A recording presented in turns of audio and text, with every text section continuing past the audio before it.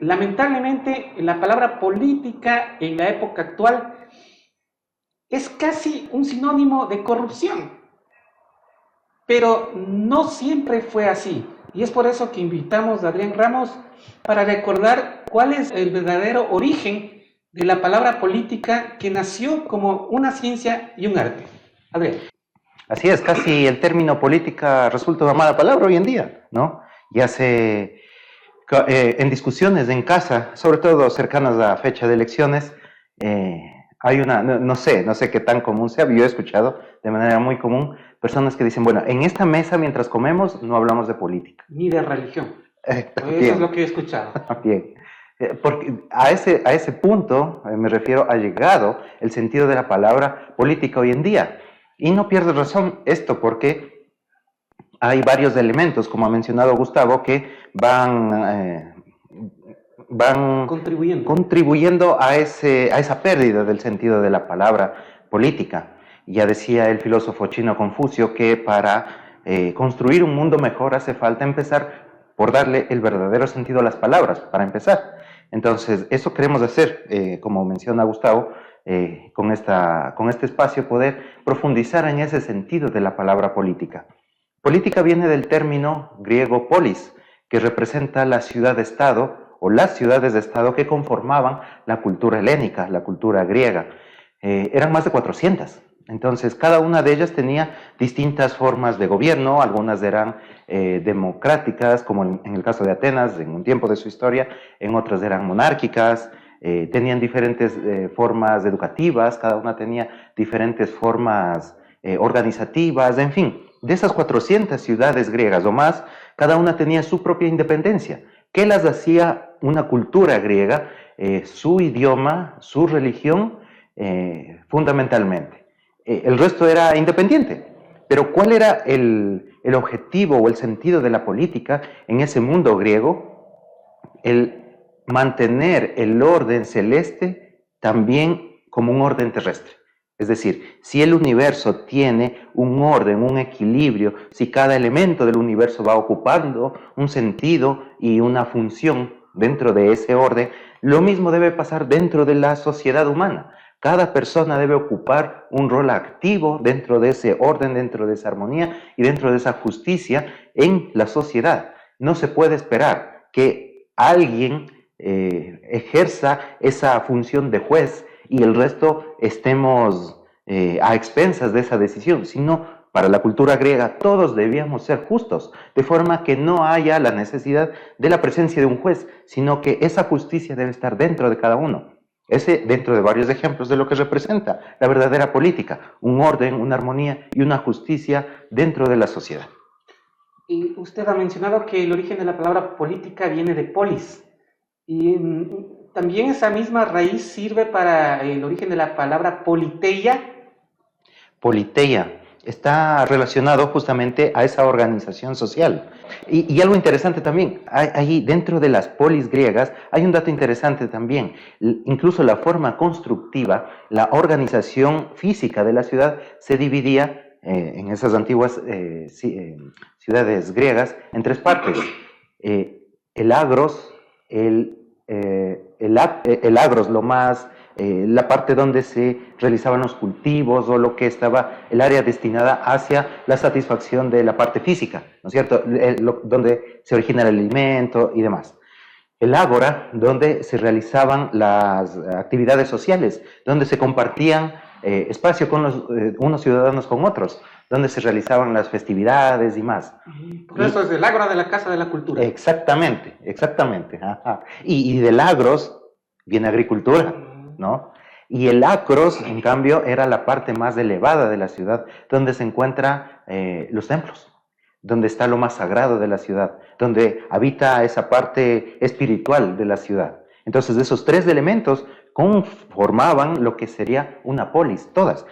Si uno tiene esa relación pone en el Google Grecia, uno de los elementos que aparece es el Partenón de Atenas, ¿no? Ese es la parte más alta de la ciudad de Atenas, donde está construido ese templo dedicado a Atenea. Entonces, el término Nueva Acrópolis se refiere a construir esa parte alta, esa parte elevada dentro del ser humano con ese ejercicio de la filosofía. De ahí también una relación con la polis. Escrito aquí en el teléfono celular Politeia y me arroja la siguiente respuesta. La Politeia es una de las obras más famosas del filósofo griego Platón. Entre los temas principales son los siguientes, muy interesante. Vamos a irlo descubriendo con Adrián. 1. La naturaleza de la justicia.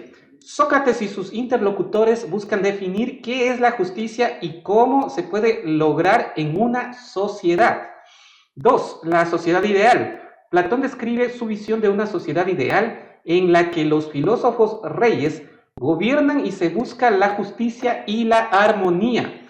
3. Educación. La Politeia destaca la importancia de la educación en la formación de ciudadanos virtuosos y justos. Miren qué importante. Y 4. La moralidad. Platón explora la relación entre moralidad y justicia y argumenta que la moralidad es esencial para la sociedad ideal. Adrián. Así es. Hay varios elementos que va legando Platón a nivel educativo, a nivel moral, a nivel político, y es interesante poder ver y descubrir mediante un ejemplo como es el de Platón, que la filosofía no es algo intelectual, no es algo que Platón escribe en un escritorio y entrega el libro y dice harán así. Platón, a través de la práctica de la filosofía, muestra, a través de su ejemplo en su vida, muestra que la filosofía es una forma de vida comprometida con las mejores aspiraciones del ser humano. De ahí que, por ejemplo, no queda en un libro, ¿no? Luego se escriben libros, pero en realidad Platón funda una escuela de filosofía, ¿no? Llamada la Academia. De término al menos lo reconocemos porque hasta ahora se utiliza ese término. La Academia 13 de abril la vi en mi tiempo. Ajá. Y cuando se habla, alguien quiere referirse a la universidad, bueno, según la academia, ¿no? Se refiere... Es académico también. Académico. Es un profesor Exactamente, claro. Todavía ese término, digamos, fue acuñado por Platón hace 2500 años atrás y hasta ahora se lo utiliza. Y no solo el término, sino esa idea. En realidad, Platón se convierte en el fundador de la cultura occidental, en realidad de la civilización occidental.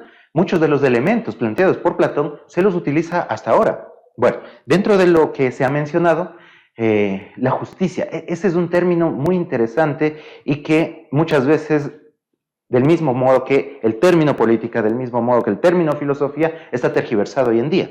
¿Qué es la justicia?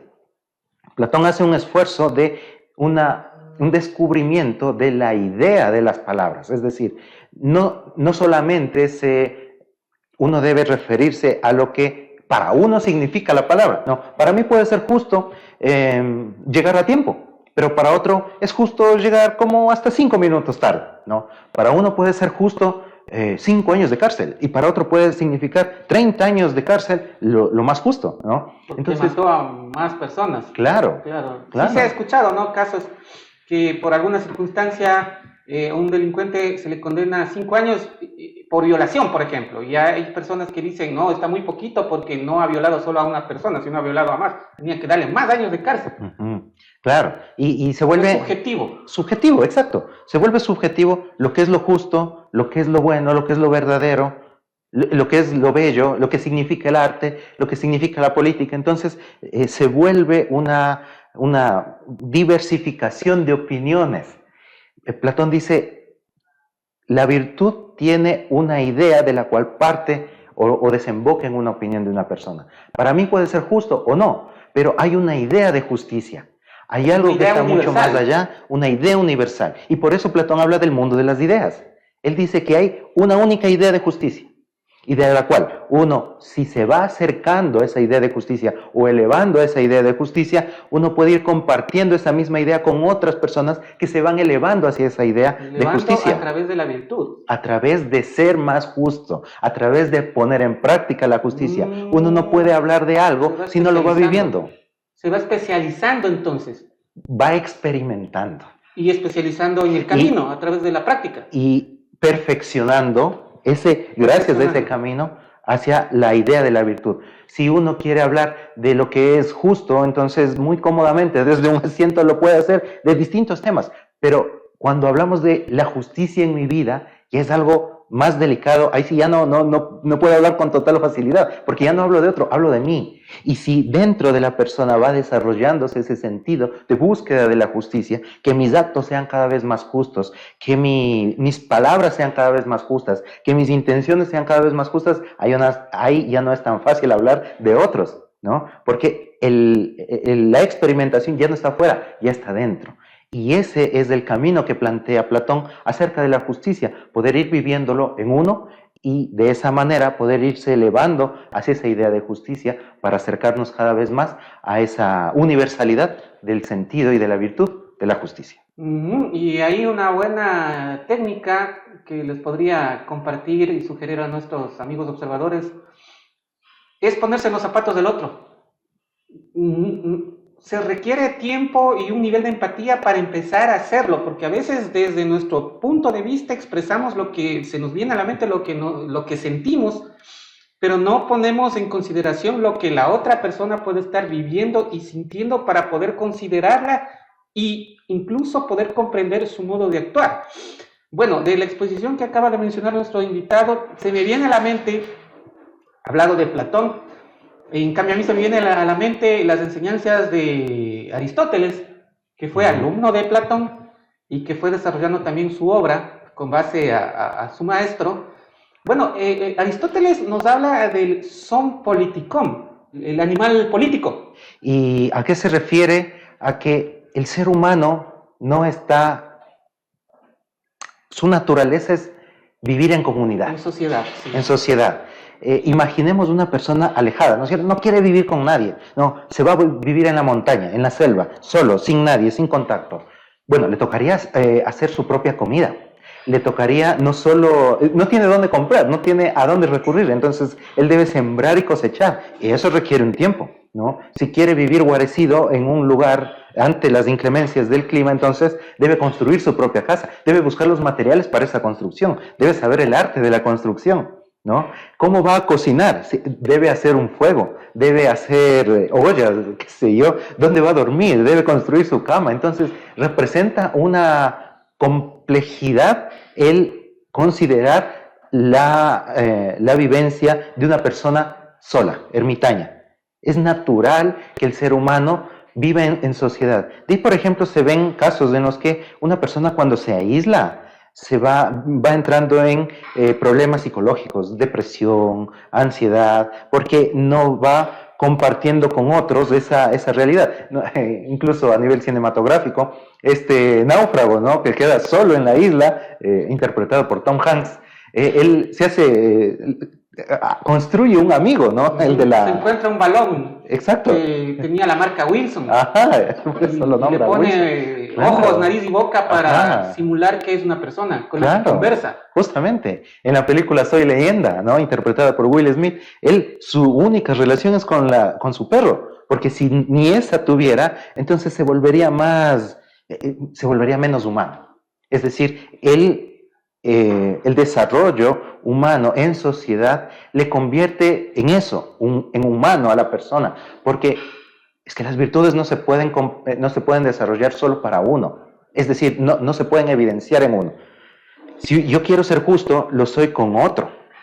Si yo quiero ser generoso, exactamente. Si quiero ser generoso, no puedo ser generoso conmigo mismo. Claro. No tiene mucho sentido. Exacto. Eso sería búsqueda de placer solo para uno, ¿no? El ponerse en los zapatos del otro, como mencionaba Gustavo. Es un acto de generosidad. Es generosidad, es cortesía, es amabilidad, es justicia. Es hacia el otro, no hacia mí. Sin embargo, había gente en la antigüedad que vivía en total soledad, el ermitaño de la montaña, por ejemplo, y que eran personas sabias que eran buscadas. ¿Cómo ahí se puede explicar el desarrollo de este nivel de sabiduría en soledad que viene a ser lo contrario a lo que nos manifestó? Sí, hay ejemplos de personas que han decidido vivir solos. Eso sí, no es un escape, es una decisión. ¿Por qué? Porque... O sea, primero, ya me viene a la mente, primero desarrollaron las virtudes y luego tomaron la decisión de trasladarse a un lugar aislado. O sea, pero no es desde el comienzo, sino ya es el resultado de un proceso. Exactamente. Y ese resultado desembocará en algunos de estos ejemplos de que a partir de ese aislamiento Muchos se esfuerzan por buscarlos para pedir ejemplo, pedir consejo, y se va conformando en algunos casos un monasterio, en algunos casos una escuela de filosofía o algún elemento de compartir, ¿no? Y de ahí que no es algo de puertas abiertas, digamos, no, hay un esfuerzo de llegar hasta esa montaña, hasta ese templo, monasterio, qué sé yo, pero es por decisión antes que por estar. Retomamos lo que nos enseñaba Aristóteles del animal político y determinábamos que por naturaleza, yo creo que desde los mismos mamíferos, el hecho de que seamos mamíferos, que tengamos un cuerpo que pertenece a esta especie, nos hace que podamos convivir en una sociedad, aunque sea básica, porque los lobos viven y sobreviven en manada. Los primates, lo que más se acerca a nuestra persona son los chimpancés, también viven en una comunidad y tienen incluso un líder. Ellos no tienen el concepto de lo que es liderazgo, ni han estudiado en un curso, en una universidad, pero tienen a un líder, un macho alfa, que viene a cumplir estas funciones. Entonces Aristóteles sostiene que el ser humano por naturaleza es un animal político porque convive en una sociedad, en una comunidad, y que el bien del ser humano se refleja en su ética, y el bien de la extensión del ser humano, que es la familia, se refleja en la economía, una economía saludable, sin opulencia, sin codicia, pero sí con los medios suficientes para la subsistencia. Y el reflejo del bien en un conglomerado humano es la política. Así nos enseña Platón. El bien en el ser humano, comunidad individual, la ética, en la familia, una economía con la justa medida, y en la sociedad, la política. Entonces, la política viene a ser una extensión de la ética y el espacio donde el conglomerado humano puede alcanzar un nivel de bienestar, Adrián. Así es. En comparación con lo mencionado acerca del reino animal, ya lo saben, ¿no es cierto? Cuando nacen ya tienen esa estructura, no se necesita enseñar, como mencionaba Gustavo, a ese grupo de animales de una manada. Tiene una jerarquía, ¿no? Ya hay una jerarquía, ya hay un orden natural, nadie enseña a nadie. Eso ya es sabido, digamos, dentro de la manada, dentro de esa especie. A nivel de aves, y por eso vuelan en forma de V, a nivel de la manada de lobos, como decía, hay un alfa. Las abejas. Las hormigas. ¿Quién les enseña a las abejas? Exacto. ¿Quién les enseña a las hormiguitas? Claro. Aquí en la Amazonía ecuatoriana usted puede detenerse unos minutitos a contemplar cómo las hormiguitas van trabajando, llevando sus hojitas y no exigen un salario. Peor aún, tienen un sindicato, ni están peleando por los derechos, y que el proletariado, y que nos están explotando, y todos hacen en armonía, y tienen todo un sistema social, porque nosotros vemos, ¿no?, ese como volcancito que ellos hacen en la tierra, pero por debajo hay lo mismo hasta las termitas, Adrián. ¿Cómo se puede explicar esto? Incluso hay un tratado de Maeterlinck, creo que se llama el autor, de las abejas, justamente, de esa organización política. Porque en la colmena hay la abeja reina, hay las abejas obreras, hay las abejas exploradoras. Hay las abejas de defensa. Exacto, claro, o sea, todo está tan bien organizado que uno dice, pero ¿y cómo? ¿Y nosotros? Entonces parecería que nosotros somos una especie menos evolucionada que las abejas incluso. Nos creemos en nuestra arrogancia que el ser humano es lo máximo de la creación, pero no estamos demostrando aquello, porque estamos destruyendo nuestro propio hábitat incluso. Ajá, tenemos celulares con los que nos podemos comunicar mediante llamada a otro país, pero no podemos organizarnos dentro de una familia. Entonces, nos peleamos por una herencia. Exacto, nos peleamos en las elecciones, no podemos hablar de política en la mesa. Es difícil. El otro día nomás estuve, permítame un paréntesis, porque este diálogo es así para cosas de la vida real. Justo me topo con un amigo donde suelo almorzar, y ahí estaba también justo así mismo una amiga, y claro, a alguien se le ocurre decir, ¿y por quién va a votar?, ¿no? Entonces ya empezábamos a querer un poco entrar en conflicto. Pero bueno, ahí ya una de las personas también entró un poco en razón y dijo, bueno, aquí, no estamos para pelear, mejor disfrutemos de nuestra compañía, y bueno, finalmente cada cual tiene derecho a expresar y votar por quien quiera, finalmente, ¿no? Entonces, claro, Ya lo que se estaban empezando las tensiones, pues vino ese toque de racionalidad, pero así somos los humanos, apasionados, Ajá. y a veces esa falta de control en nuestras emociones nos trae consecuencias, y justamente de ahí nace la política, estimados amigos. El ser humano por naturaleza es agresivo. Si observamos a nuestros hermanos menores de los animales, los perritos, los gatitos, hasta de juego empiezan a combatir entre ellos. Y ya cuando son grandes, por supuesto que hay unas grandes luchas. Entonces el ser humano por naturaleza es agresivo. Incluso vi un video que circulaba por Facebook, por WhatsApp, y no es mucho tiempo, que entre dos choferes de dos cooperativas, ya usted también ha visto, ay, que se daban los quiños. Entonces eso es el ser humano en su naturaleza animal. Y de ese caos surge la necesidad de una organización a través de una figura de autoridad, y es entonces donde nace la política. Entonces la política es una actividad noble porque viene a dar orden, organización, armonía en la sociedad. Ese es el verdadero origen, Adel. Así es, así es. Sí, tenemos varios parentescos con el reino animal. Esa impulsividad, esa emocionalidad, esa agresividad. Sí, por supuesto. Y claro, se evidencia en los ejemplos que ha dado Gustavo, en los animales y también en el ser humano. Pero resulta que el animal actúa conforme a la inteligencia de la naturaleza. Por eso es que no necesita aprender la forma organizativa de la colmena o el orden dentro de la manada de lobos. Ya viene con eso. Está en su chip, digamos. Exactamente. Para que sea más comprensible para nuestro pueblo. Así es. Pero resulta que el ser humano tiene eso y otros elementos adicionales. Por ejemplo, el del libre albedrío, el de la conciencia moral. Es decir, el ser humano va a actuar conforme a lo que considere por apropiado, ¿no? Él ya va a decidir, ya no va a actuar conforme a esa inteligencia de la naturaleza, que está también presente en el ser humano. Se sabe, digamos, cuál es el equilibrio en los alimentos, en la actividad, en el esfuerzo. Hay varios elementos que ya se sabe que son los más apropiados y justos para el buen funcionamiento del ser humano, pero no los hacemos. No, hoy no hago ejercicio, hoy como esto, no, hoy me dedico a aquello. Entonces ya está en esa libre decisión de la persona el poder hacer un camino. Y de ahí que en esa libertad se necesita una forma de transmisión del conocimiento que ya no viene en el chip, que eso ya no está presente en el ser humano. Es por eso que grandes personajes de la historia, sus hijos no necesariamente son los mismos, o tienen las mismas habilidades, aptitudes o virtudes.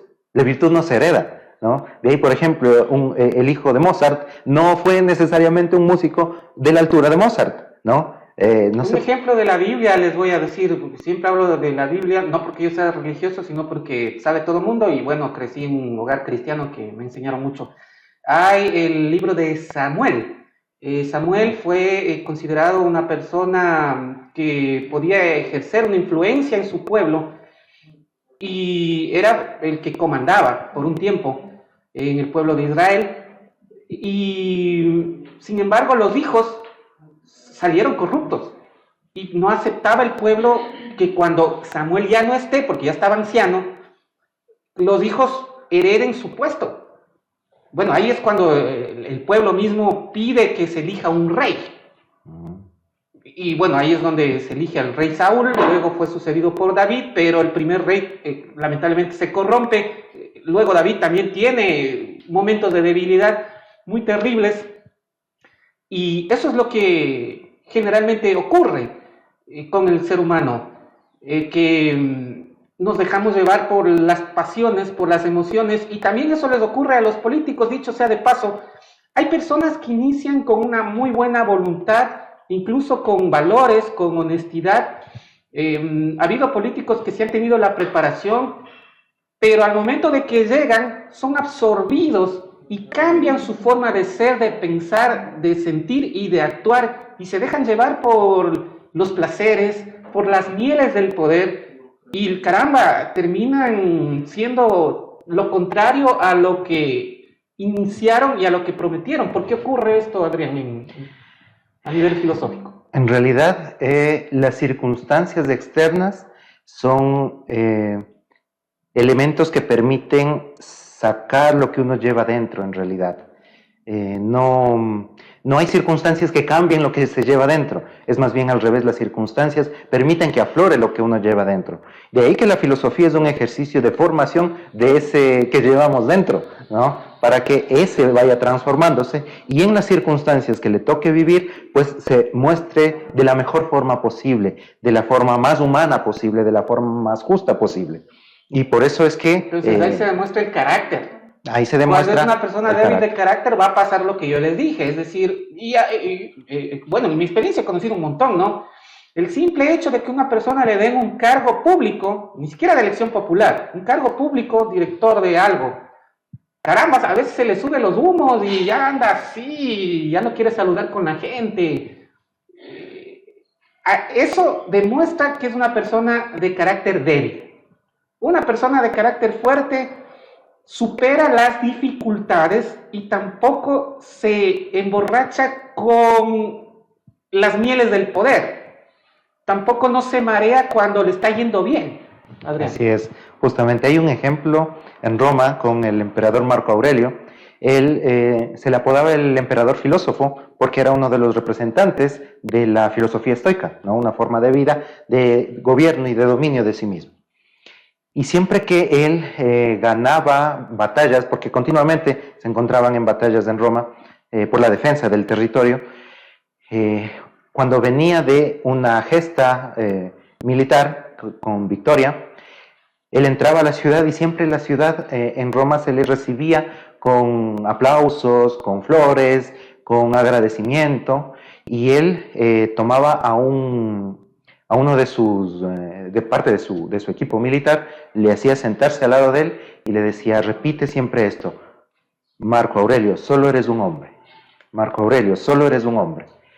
Porque él decía, bueno, puede que de tanto jolgorio y de tanta miel del poder, como decía Gustavo, pueda yo creerme, ¿no? Entonces, en ese sentido, él sabía que podía caer en eso, entonces se preveía que al suceder eso, él tenga un recordatorio de quién es. Entonces, por eso, a eso me refería con que el ser humano tiene en su libre albedrío esa capacidad de decidir qué hacer, cómo hacer, cuándo hacer, de qué manera, qué sentido le da a las cosas, qué es importante para él. Hay una relación que se hace, incluso circula por redes sociales, de algo que dice, tiempos difíciles hacen hombres fuertes. Hombres fuertes hacen tiempos fáciles. Tiempos fáciles hacen personas débiles.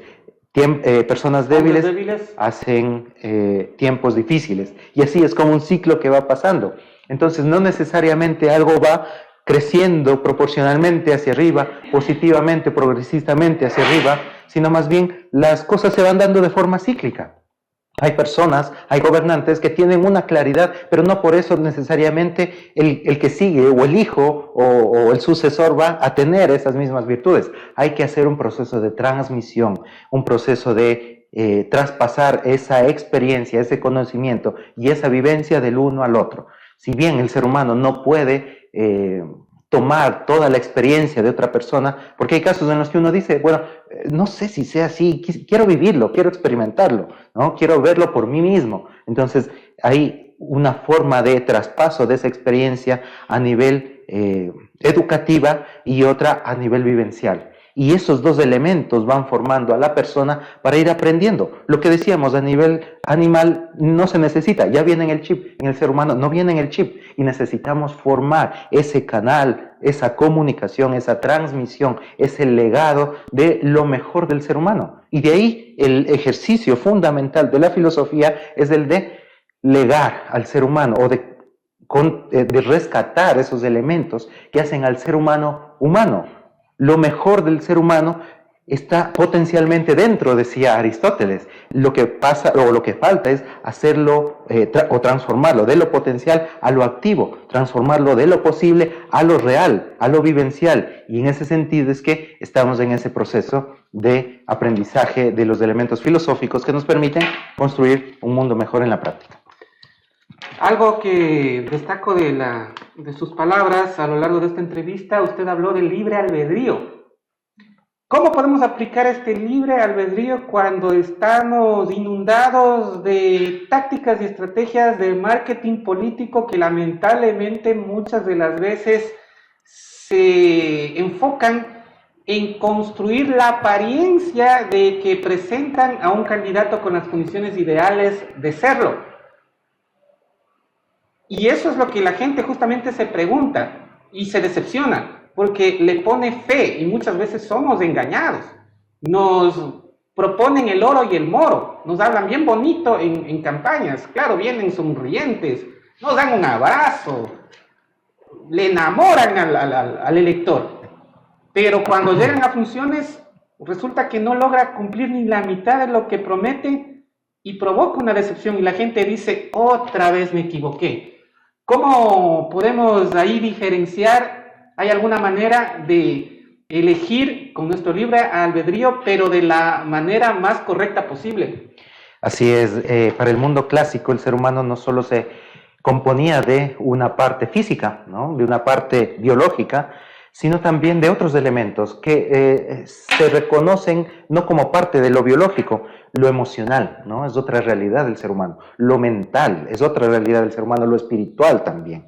En ese sentido, siempre el elemento superior va a ir influenciando en el inferior, digámoslo de esta manera. Si tenemos una alteración emocional, se refleja en el físico, ¿no? Si tenemos vergüenza, nos ponemos rojos, ¿no? Empezamos a sudar. Se refleja en algo físico lo que realmente tiene un origen emocional. Lo propio con el mental. Si es que no tenemos las ideas claras, si no profundizamos o reflexionamos en las cosas, entonces se va a reflejar en una emocionalidad inestable y en un físico también enfermizo, ¿no? Y lo propio con lo espiritual, que es lo más elevado del ser humano. O sea, repercute el uno en lo otro, ¿no? Repercute lo uno en el otro, así es. O sea, por ejemplo, si me siento enfermo en mi cuerpo y realmente tengo alguna afección, esto puede contagiar al plano energético emocional.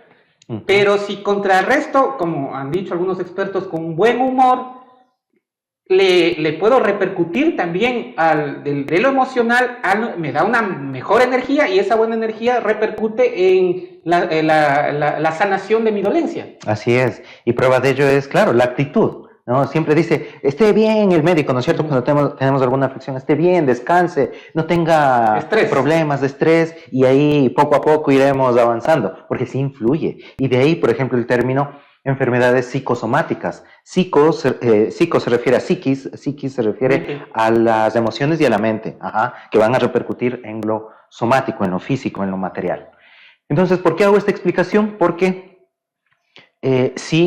respondiendo a la pregunta inicial que se me hizo de que ¿cómo repercutir en esto? Bueno, diferenciar primero estos niveles. ¿A dónde está apuntando el candidato? Hacia lo emocional. Usted ha dicho, nos enamoran, y es verdad, porque va hacia un aspecto emocional. Y junto con la emoción está el instinto, junto con la emoción está el impulso, la agresividad o el enamoramiento también. Todo lo que es la parte psicológica del ser humano. Entonces, yo te ofrezco, ¿no? Yo te doy, yo te voy a dar, ¿no? Tú confía en mí, ¿no? Y se vuelve algo enamoradizo a tal punto y de hecho, o sea, de paso, los candidatos y candidatas se esfuerzan por, en su apariencia física, lucir impecables y hasta para escogerle de candidato ven que sea físicamente atractivo o atractiva. Exactamente, al más para joven, enamorarle, ¿no? al más bonito, para enamorarle. Entonces, se apunta hacia esa realidad psicológica de la persona, cual si fuese el candidato un hombre que está cortejando a una dama, entendiéndose a dama al pueblo, y el pueblo se queda enamorado y dice, sí, confío en ti. En las promesas. Exactamente. Es como una pareja, ¿no? Exactamente. Le ofrece el oro y el moro y le baja el cielo, la luna y las estrellas y no te preocupes, estoy arrancando con un negocio y le ya pinta. Pero el rato que ya le enamora, en el momento de la realidad, resulta que ha sido chido, lleno de deudas, con hijos por aquí, por allá, con 3 mujeres. Y ahí viene la decepción, algo parecido ocurre. Exactamente, exactamente lo mismo ocurre. Cual si el pueblo fuese una doncella y que por eso, cuando encuentra la realidad... El político es el enamorado. Sí. Pretende ser el novio, digamos. Pretende ser el novio. Ya, y por eso el pueblo... Conquista. Sí, y por eso se vuelve... Con promesas falsas. Y por eso él se vuelve activo. y el pueblo se vuelve receptivo, ¿no? Yo sí creo, ¿no? Yo sí confío, sí ha de ser, vamos que sí, ¿no? Y luego se encuentra con la realidad y la decepción. ¿Cuál si fuese una decepción amorosa? Otra vez nos engañaron, otra vez a lo mismo, ¿no? Entonces estamos en el plano psicológico nada más, no nos elevamos a un plano mental o peor a un espiritual. ¿Qué representaría salir de esa burbuja psicológica o enamorativa, como mencionaba Gustavo? Subir a lo mental al menos. ¿Y qué representa eso? Reflexión, profundización, evaluación de información, de datos, profundización en la historia, análisis de la experiencia del pasado. Y ya nos ha pasado una y otra vez. Este juego de la izquierda contra la derecha contra la izquierda, eso no es algo nuevo. Esto es algo que ya nos ha pasado. Esto es algo que ya décadas se ha ido peleando, siglos a nivel histórico, que no nace con el ser humano. Esta pelea de izquierdas y derechas nace desde la Francia del siglo XVII, ¿no? Entonces no es algo nuevo. En la antigüedad, en civilizaciones que lo fueron como tal, con un ejercicio de la política en el más puro sentido de la palabra, no había partidos políticos, no había democracia, no había sufragio, había otras maneras. Y funcionaron, sin irnos muy lejos. El caso de Grecia, el caso de Egipto, el caso de China, estos países, estas culturas antiguas me refiero. Pero en el caso actual, por ejemplo, muchos he escuchado que cuando converso de ¿a dónde gustarían viajar? A Dubái. ¿No? Es un destino turístico ahora Dubái. Dubái está dentro de Emiratos Árabes Unidos. Y Emiratos Árabes Unidos se rige por monarquía. ¿Dónde está ahí la democracia? ¿Dónde está ahí una república? No hay. Y funciona muy bien. Entonces no es esa costumbre que tenemos de que deba ser siempre de la misma manera. Quizás sea la forma en la que debe cambiar. ¿Y cómo logramos eso? A través de elevarnos de la parte psicológica a la parte mental, abrir la perspectiva a otras realidades históricas, a otras realidades actuales en otro país, en otras naciones, que funcionan. Y en ese sentido nos volvemos más humanos. Lo otro, lo emocional, nos iguala a los animales, ¿verdad? Nos reduce. Nos reduce a los animales. ¿Por qué? Porque ellos también actúan en base a lo emocional, ¿no? Si el perro está comiendo, ¿no es cierto? Y yo, por más que sea el amo, a quien quiere él, a quien ama el perro, y yo me acerco y le molesto, él me va a morder. No porque sea malo el perro, sino porque es instintivo. Él está comiendo y si le molestan, piensa que le van a quitar la comida, entonces defiende su comida, ¿no? Entonces, a eso me refiero con que vivir permanentemente en esa parte psicológica, en esa parte emocional del ser humano, no nos hace humanos. Lo mental nos hace humanos y lo espiritual nos eleva hacia lo sagrado. Bueno, de su exposición y de sus palabras se me viene una vez más Aristóteles y la explicación de las formas de gobierno que él tiene. Para Aristóteles, la forma ideal de gobierno es aquella que está regentada por un rey, por una monarquía, porque si es que en una sociedad hay un rey sabio, pues va a actuar de manera correcta, de manera justa y de manera directa. Es decir, antiguamente los reyes ejercían el poder ejecutivo y judicial incluso. Decidían cómo sancionar. Por eso tenemos el ejemplo famoso del rey Salomón, que vienen estas dos mujeres con un caso, y él con su sabiduría dice, ¿no? Como están peleándose las dos, partan al hijo y les den mitad. Y claro, él lo hizo con inteligencia porque sabía que la verdadera madre, por no perder a su hijo, ella se iba a sacrificar y se pone encima para que preferible morir ella o más bien le dice que se lleve la otra. Con tal de que no le partan al hijo por la mitad, que se lleva la otra. Entonces ahí Salomón se dio cuenta que solo la verdadera madre estaría dispuesta a sacrificar su vida por su hijo. Entonces esa es la figura de un rey sabio. Un rey sabio puede proyectar y planificar una obra y todos se ponen a hacer rápidamente la obra sin tanta burocracia. Entonces por eso es una forma ideal de gobierno para Aristóteles. El inconveniente de la monarquía o del rey es que con el pasar del tiempo se puede corromper. Y eso ha pasado en la historia. Ejemplos hay en la Biblia. El rey Saúl, el rey David, caramba, tuvieron sus momentos de debilidad y muchos otros reyes. Por eso incluso se resquebrajó el reino de Israel en dos, se partió, bueno, es una historia bastante larga, pero que prueba que los reyes también son expuestos a ser corrompidos. Entonces ahí viene la segunda forma de gobierno ideal, que es la aristocracia, entendiéndose de aristocracia por su origen etimológico, aristos, sabiduría, y cracia, gobierno. Entonces, aristocracia es el gobierno de los sabios. Pero hasta los hombres más ilustrados que han logrado cultivar virtudes se pueden corromper, nos dicen Aristóteles. Entonces, por eso es que la aristocracia es un gobierno de pocos en función de una mayoría. Y ahí es donde, como un tercer elemento, nace la república, regido por el sistema democrático, que en su época de decadencia es lo que estamos viviendo en la actualidad, que es una demagogia y un populismo donde nos ofrecen con facilidad el oro y el moro y el pueblo lamentablemente cae. Entonces se va degenerando esta situación, Adrián. Sí. Bueno, ambos dicen lo mismo, Aristóteles y Platón, de la primera forma o de la mejor forma de gobierno. Aristóteles habla del rey sabio, Platón habla del gobernante sabio. Incluso Confucio, ¿no? También un ejemplo de propuestas políticas, filosóficas, él habla de el hombre Hu, ¿no? El rey gobernante. Entonces, en todos encontramos un elemento común. El gobernante, el verdadero gobernante se va formando, no hace un año, no hace 10 años, toda su vida va a dedicarla a su formación para que cuando deba asumir la función del gobierno pueda ejercerlo de forma adecuada. Los faraones en Egipto también... Justamente, ejemplo de eso no en la rey, historia... pero es faraón que viene a hacer lo mismo, ¿no? Exactamente, el faraón en Egipto era un rey gobernante, es decir, no solo era un representante o el máximo representante de la política, no solo era el primer ministro, era también el mejor guerrero y a su vez era el sumo sacerdote de la religión egipcia. 3 pilares en uno. Las 3 funciones en él, no por votación, no por elección, no por favoritismo o porque caía bien, sino porque había sido formado toda su vida en esos 3 aspectos y él había sido el mejor en todos esos 3 aspectos. Eso le hacía cumplir lo mejor de la sociedad egipcia.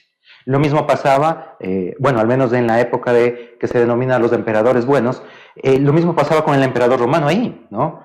Trajano, Adriano, Marco Aurelio, Antonino Pío, iban siendo ejemplos, desde pequeños se iban formando en la virtud, en la filosofía, en la ciencia, en la educación, en la política, en la religión, en el arte del combate, en todos esos aspectos se iban formando. Por eso es que el gobernante tiene aptitudes especiales, no es cualquier persona un gobernante.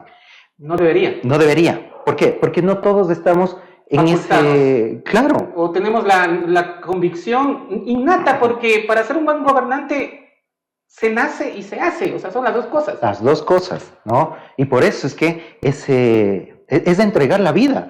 Hay un ejemplo, no sé si sea el mejor ejemplo, pero es un interesante ejemplo, el de la reina Isabel, ¿no? Cuando muere su padre, y recientemente que falleció, ¿no? Cuando muere su padre, ella asume el poder, ¿no? Su padre había muerto por enfermedad y ella, no recuerdo, cerca de los 21 años, asume el reinado. Muy joven. Entonces, luego de una transformación que tiene, habiendo entendido la situación, dice, bueno, en un discurso público está, yo entrego mi vida al reinado, mi vida al Reino Unido. Todo lo que haga de aquí en adelante será en beneficio del Reino Unido. Y nunca más tuvo vida privada. Nunca más tuvo escapes o salidas, ¿no? Su vida fue entregada al gobierno, al reinado. ¿Y qué representa ese gobernante? Digo, ese como un ejemplo medio reciente. ¿Qué representa ser el gobernante? No solamente administrar los bienes y recursos, y dónde se construye, y qué se hace, y qué tiene prioridad para el país. No, el gobernante, en el más puro sentido de la palabra, en el mundo clásico se lo veía como ese ejemplo de ser humano. Esa persona que ha sido formada durante toda su vida para evidenciar ante los ciudadanos de esa nación que sí se puede llegar a ser un ser humano en su completura, con la virtud latente ahí en toda su expresión. Y en ese sentido es que se convertía en un ejemplo, en un modelo. De ahí que el gobernante era una imagen viva, tal cual que los ciudadanos podían decir, si el gobernante puede hacerlo, si él puede vivir la justicia, la generosidad, la amabilidad, la cortesía, la bondad, así también puedo serlo yo. Y en el caso de Egipto, el padre de familia se convertía en un faraón pequeño dentro de casa. Y así se transmitía ese buen ejemplo desde el faraón, quien lideraba la nación desde la virtud, y se irrigaba cual sistema circulatorio por todas las familias dentro del país de Egipto. Este procedimiento, este conocimiento, esta forma de preparar y elegir a los gobernantes se ha perdido en el tiempo. La gente no lo sabe, no se imagina siquiera. Pero, y bueno, cuando yo he conversado un poquito de estos temas, me dicen, eso es teoría, eso es algo que no se va a dar, desconociendo que es algo que sí se dio y es una realidad en la historia y por muchas civilizaciones, desde la más antigua, Mesopotamia, Egipto, Grecia, Roma, en América Latina, mayas, incas. Ellos sí lograron un nivel de armonía en su pueblo, un gobierno ideal, y muestra de que ellos son las megaconstrucciones que eran obras nacionales en las que todos ponían su aporte. Ahí están las evidencias, no es una fantasía. Cuando menciono que en la antigüedad sí se logró esta manera armónica de gobierno, con un gobernante justo, que propiciaba la verdad, el honor, la lealtad. ¿Cómo podemos retomar aquello, la decadencia en la que estamos, Adrián? Claro, hay ese planteamiento, ¿no? O sea, hoy se ve algo imposible, algo utópico, algo modélico, algo que quizá nunca hemos de llegar, pero momentos como el que vivimos actualmente ya se ha vivido a lo largo de la historia. Momentos de corrupción, momentos de olvido de la justicia, olvido de la política, olvido de la filosofía, olvido de lo que significa el ser humano, ya se ha vivido antes y se ha reconstruido en base a esas ideas originales, en base a esas ideas modélicas o arquetípicas, como habla Platón, una nueva civilización.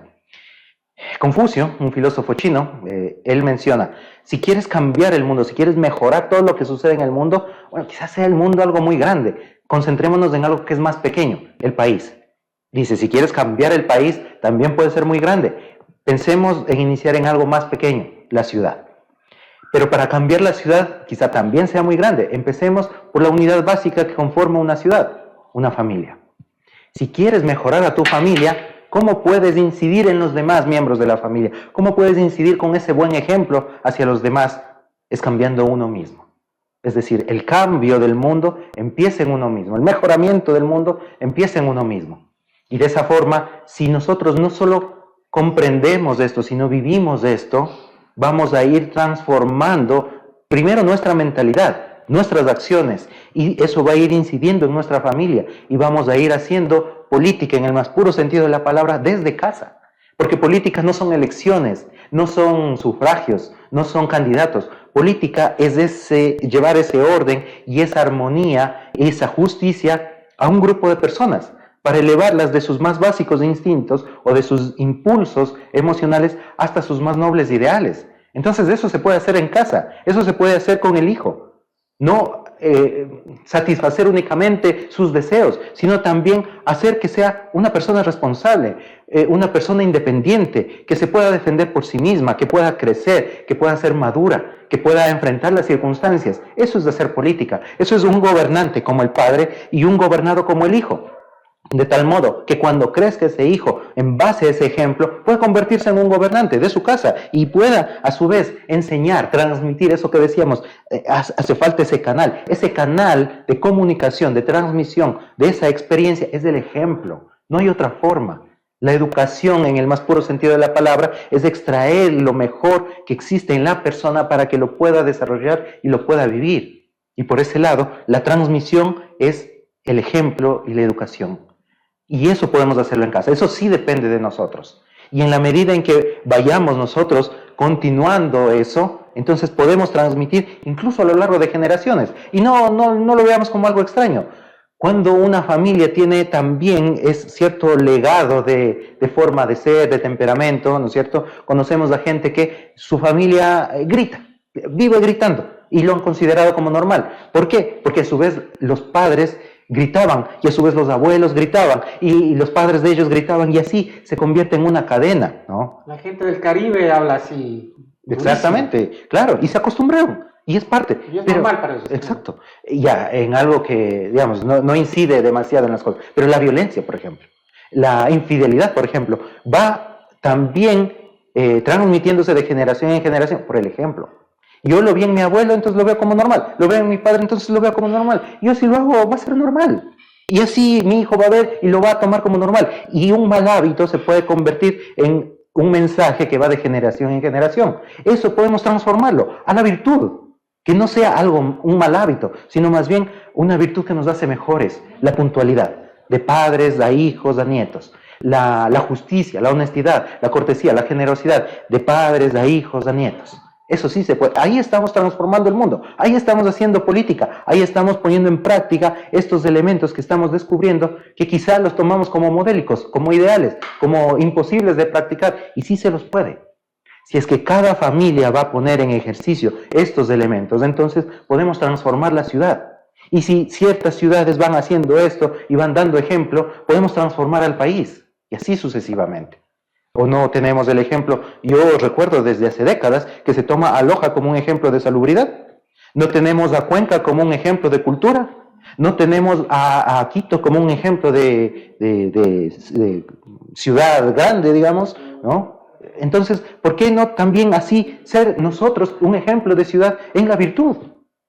Pero eso depende de cada uno. Depende del trabajo de cada uno. Y por eso es que la política no es algo que hace el gobernante. La política es algo que parte del gobernante, pero lo hacemos todos. Todos deberíamos ser entes activos dentro de esa construcción de una ciudad, de un país y de un mundo mejor. Y ahora viene una situación que se transforma en un reto más grande en la época actual, hacer todo lo que nos dice nuestro invitado, porque hasta hay campañas de marketing que le hacen ver a lo anterior, al pasado, como si fuera algo malo. O sea, no estás cool. Tú no naciste para el pasado, como que si lo antiguo fuera malo. Cuando en la antigüedad, no yéndonos tan lejos, solo acordémonos de nuestros abuelos, cómo eran personas que sí desarrollaban su virtud, que sí nos hablaban del bien común, que actuaban con honradez, que nos transmitían ejemplos y valores. Entonces, no es que lo nuevo por ser nuevo es mejor. Muchas cosas de la antigüedad eran muy superiores a la época actual. Y otro reto que yo puedo identificar en la época que estamos viviendo es que los likes, los compartidos, los videos virales en redes sociales se han transformado en un valor social, Adrián. O sea, caemos en una falsa lógica, una falacia lógica, diría yo, cuando inicialmente sí lo bueno salía en las pantallas y ahora eso tenemos la idea de que porque es un video viral ya es bueno. Y no muchas de las veces aquello. Lo que tiene más viralidad, por el contrario, no es un contenido tendiente a la formación del ser humano. Ahí tenemos dos grandes retos, Adrián. Combatir a la idea de que lo antiguo es malo, cuando la sabiduría antigua es universal y perenne en el tiempo, y el valor social que se le ha dado a las redes sociales. Esta transmisión, como es de reflexión, de educación, de conocimiento, no tiene el mismo número de visualizaciones que si pusiera aquí un concierto con artistas y chicas con trajes llamativos. Así es, sí. Que no es algo, bueno, no es algo que sucede hoy, ¿no? Yo recuerdo antes en la televisión nacional habían programas de documentales, ¿no? Que con grandes recursos económicos iban, investigaban, mostraban incluso lugares turísticos de la ciudad. Hoy cada vez menos acogida tiene eso, ¿no? Entonces sí es verdad, a nivel histórico se va perdiendo esa importancia de lo fundamental. Y es que vuelvo a lo mismo. ¿Por qué? Porque lo emocional, estamos viviendo en el nivel emocional nada más del ser humano. El marketing es eso. Bueno, no te preocupes de tus deudas, porque toca pensar para ver cómo se paga. No te preocupes de eso. Disfruta ahora y paga con tarjeta de crédito, no pasa nada, ¿no? Qué sé yo, no te compliques en hacer las cosas. No, compra este producto y mira que te sentirás muy bien, ¿no? Todo va apuntado hacia la satisfacción o a la alegría que se tiene en ese nivel emocional, ¿no? Al placer efímero. Exactamente. ¿Qué son lo que mencionaba Gustavo? ¿A qué se refiere esa valoración en base a likes y a todo lo que significan las redes sociales? Ese sentido de aceptación. Entonces, tengo más likes, significa que soy mejor persona. Quizá tengo una aceptación que ya me he construido como ser humano, porque ya estoy aceptado, ¿no? Y sigue siendo emocional, porque no hablamos de la validez del contenido o de la profundidad del contenido, o cómo es el contenido. Llamativo del Exactamente, contenido. Solo lo llamativo, y llega a más. Claro, porque muchas personas están en ese nivel emocional, psicológico, entonces va a llegar a más. Pero si se eleva al nivel de la reflexión, de la profundidad de las cosas, de la razón, entonces, claro, eso ya no es muy llamativo. ¿Por qué? Porque se necesita un tiempo para reflexionar. Y un esfuerzo. Y un esfuerzo, exactamente. Y ahí la importancia y la felicitación de nuestro gerente, don Luchito Morocho Caneta, que miren ustedes la inversión que ha realizado y da paso al fomento de estos espacios. Nosotros tenemos aquí muchos momentos de reflexión con nuestros invitados. No tienen cantidad de visualizaciones, de likes, de compartidos, pero sí estamos aportando a nuestra sociedad.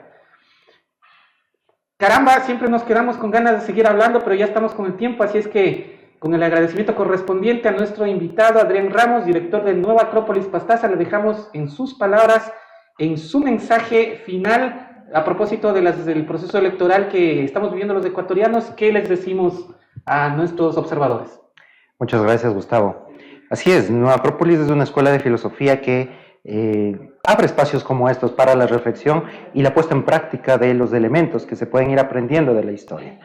Y se vuelve algo vivo, ¿no? Hace poco tuvimos una conferencia titulada Una mirada a la política desde la filosofía en nuestra sede. Entonces, la invitación a descubrir que la filosofía es un ejercicio de reflexión, de tomarse el tiempo para pensar las cosas. Yo siempre recomiendo eso. Antes de tomar una decisión, a ver, ¿por qué debo hacer esto? ¿En qué me va a beneficiar a mí esto? ¿En qué va a beneficiar a otros esto? ¿Cómo voy a hacer un mundo mejor con lo que voy a decidir? Y esos momentos de reflexión, eso va a ser importante para elevarnos de ese nivel psicológico a un nivel de razonamiento, de reflexión, de profundidad. Entonces, no nos dejemos llevar por ese enamoramiento, ¿no?, del que nos referíamos anteriormente, sino informémonos. Ya, no estamos a un día, ¿no?, porque el domingo son elecciones, no podemos el domingo cambiar la estructura gubernamental de democracia a aristocracia, como hablábamos en Grecia. No podemos, pero sí podemos informarnos de mejor manera y pensar no solo en lo que me va a beneficiar a mí, sino cómo esa contribución o ese aporte que yo voy a hacer en el sufragio puede contribuir a un país mejor, pensando en los otros, porque el pensar en el otro significa tener una conciencia nacional. Si pienso solo en mí, eso es egoísmo, y el mundo en el que nos encontramos actualmente está lleno de egoísmo, y está como está por el egoísmo. Entonces, si dejamos de lado esa aspiración personal únicamente, sino una aspiración nacional, una aspiración humana, puede ser el inicio de esa transformación de un mundo nuevo y mejor. Por eso y por muchas cosas más, hashtag rescatemos la filosofía. Cada vez que hablemos de estos temas vamos a ponerle ese hashtag, estimado Adrián. Muy bien. Cuando lo comparta en la página de Nueva Acrópolis Pastaza. A nuestros amigos observadores, ya lo saben, aprendamos, démonos unos minutitos de tiempo para reflexionar nuestro voto. Ahí está el destino de nuestro pueblo. Sí, preguntemos en todo caso a una persona que está más al tanto, que tengamos confianza y que sepa un poquito más que nosotros, que le consideremos con ese buen criterio. Y un abrazo y hasta la próxima oportunidad. Felicidades, buenos días.